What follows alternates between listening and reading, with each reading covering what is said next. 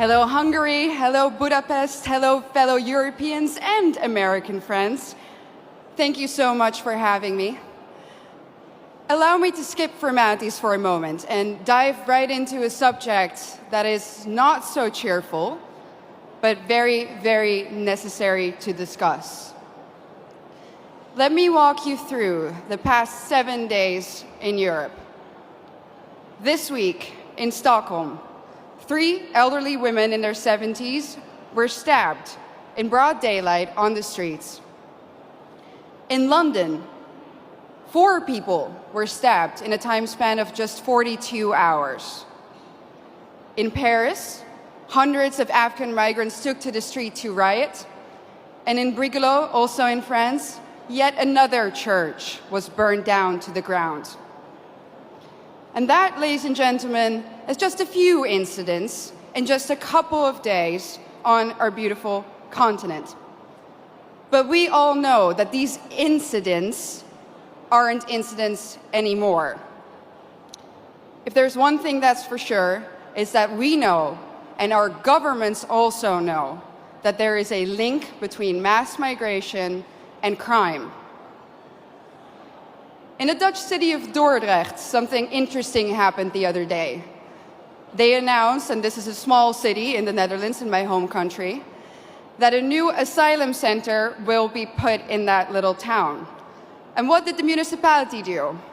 They said, we are going to offer citizens who live in the vicinity of this center 1,000 euros to take extra safety measures.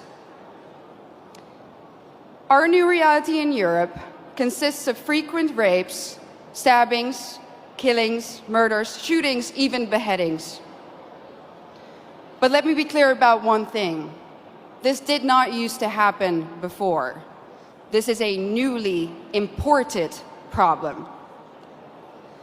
Samuel P. Huntington predicted this over 25 years ago when he wrote, and I quote, "In the new world of mass migration, the most pervasive, important and dangerous conflicts will not be between the social classes. They will not be between the rich and the poor. They will be between peoples belonging to different cultural entities. Tribal wars and ethnic conflicts will occur within civilizations." Well, boy, was he right. And the worst part is, we as a society seem to have become indifferent to it. When another white boy or a white girl dies at the hand of an immigrant, we might shake our head, we might let out a sigh, we might even get angry for a minute or two, and then we go on with our lives. We offer the family thoughts and prayers, but nothing ever changes. Ladies and gentlemen, what does that say about us? This is a response of a society that has already given up, a society that has already accepted its defeat. But is this true? Have we given up? Do we really accept the new reality that our globalist leaders have in mind for us? I know one thing for sure. And that is that if nothing changes, if we don't start to seriously fight for our continent, for our religion, for our people, our countries, then this time that we live in will go down in history as the time in which Western nations no longer had to get invaded by hostile armies in order to be conquered. This time will then go down in history as the period in which the invader was actively invited in by a corrupt elite. And not only did this corrupt elite invite the enemy in, they made the native population pay for it too. Everyone who has eyes can see it. The native, white, Christian European population is being replaced at an ever-accelerating rate. Let me back this up for you with some statistics from my home country. Let's take Amsterdam, the capital. Amsterdam currently consists of 56% migrants. The Hague, 58% migrants. Rotterdam, almost 60% migrants. And of course, most of these immigrants come from non-Christian, non-Western, African and Middle Eastern countries. Conclusion: the Dutch population is already outnumbered in the majority of our cities. But let's look onwards. London, 54% migrants.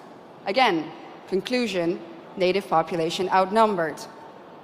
Brussels, color me shocked, 70% migrants. Conclusion, native population majorly outnumbered. And other Europeans will, of course, follow suit soon if they haven't already.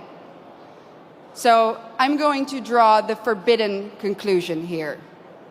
The Great Replacement theory is no longer a theory. It's reality. And what's interesting about replacement is that the establishment will either deny its existence, or when they admit to it, they say that it's a good thing that the native European population is soon no longer a majority on its own continent. Dutch national disgrace and dubbed climate pope Frans Timmermans already stated in 2015 that diversity is humanity's destiny and that Europe will be diverse.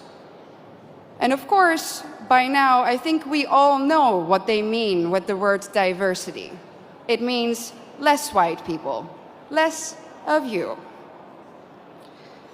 Imagine this in an Asian or an African country. Imagine their leaders rejoicing in the fact that their people will soon no longer be a majority in their own country. Absolutely unthinkable, unimaginable. So what in the world is wrong with our leaders?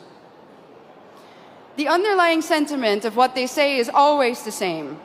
Our establishment claims that white people are evil and that our history is somehow fundamentally different from that of others. Consciously or unconsciously, they have sucked up the lies and the anti-white dogmas of the neo-Marxist critical race theory. That's why the totalitarians in Brussels are trying to force you, the Hungarian people, a sovereign nation, to accept immigrants, despite the fact that the population has said no, and so has the government. But make no mistake, the majority of the Dutch people haven't asked for this either. Just like Brussels is forcing Hungary to accept these hordes of immigrants, they are doing the same now, even in the smallest of towns in the Netherlands. No part may remain Dutch in the traditional sense of the word. No part of Europe may remain European. And it's not difficult to understand why.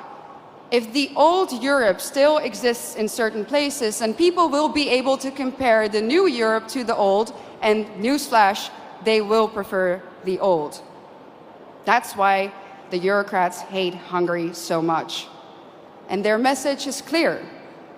Our way of life, our Christian religion, our nations, they have to go, without exception.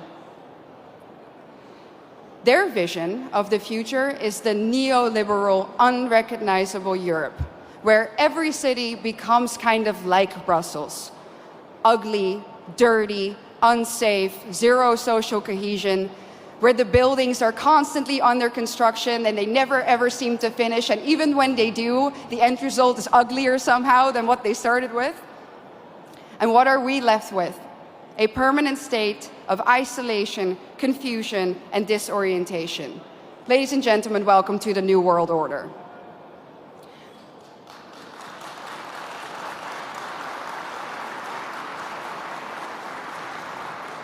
So what's the antidote?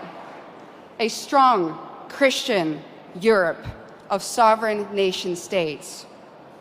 That's why we need to outright reject the lie that nationalism causes war. It's not nationalism or national sovereignty that causes war. It's expansionism. And where in Europe do we find that nowadays? In one place and one place only: Brussels.